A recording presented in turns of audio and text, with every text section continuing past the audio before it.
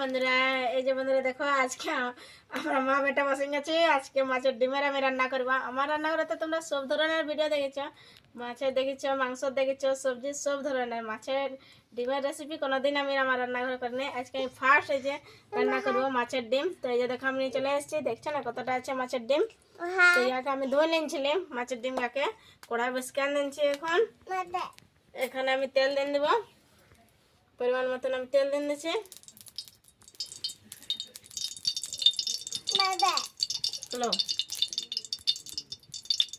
তেলটা আমার গরম হয়ে গেছে। এখানে আমি জিরা ফোড়নে দিয়ে দিচ্ছি। এই যে দেখো জিরাকে ভালোভাবে ভাজা গেছে।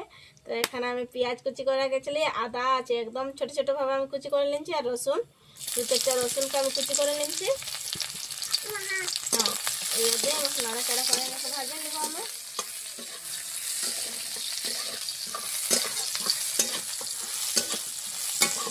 এই দেখো পেঁয়াজ আদা রসুন ভালোভাবে আমার ভাজা গেছে। এখানে আমি এখন গুঁড়া মশলা দিয়ে দেবো। হলদি পাউডার দিব, প্রথমে হলদি পাউডার পরিমাণ মতন দিয়ে নিচ্ছি,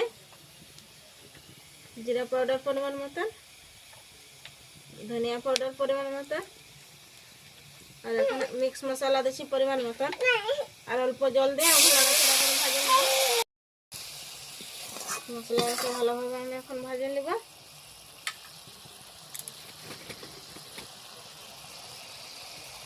মশলা একদম ভাজা হয়ে গেছে। এখন আমি টমেটোর গায়ে কুচি করে রেখেছিলাম, টমেটোর কুচি দিয়ে নিয়েছি।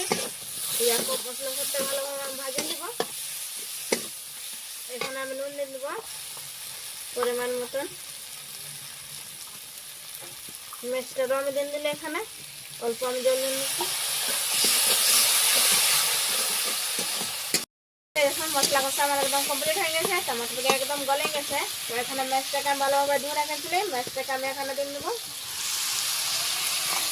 আমি তো আগে নুন দিয়েছিলাম, আর এখন নুন দেবো না। আমি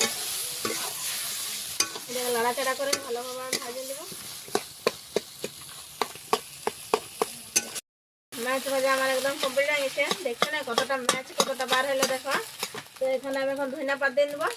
ধনিয়া পাতা আগে আমি ধোঁয়া কুচি কুচি করে রেখেছিলে, ধনিয়া পাতা দিয়ে টুকু নাড়াচাড়া আমি করে নিচ্ছি। কি সুন্দর হয়েছে দেখো, একদম যেটা আমি করে নিয়েছিলে। দেখুন আমি এই দেখো বন্ধুরা, আমার মাছ ভাজা একদম কমপ্লিট হয়ে গেছে।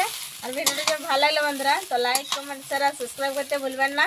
এই দেখো কি সুন্দর হয়েছে মাছ ভাজাটা।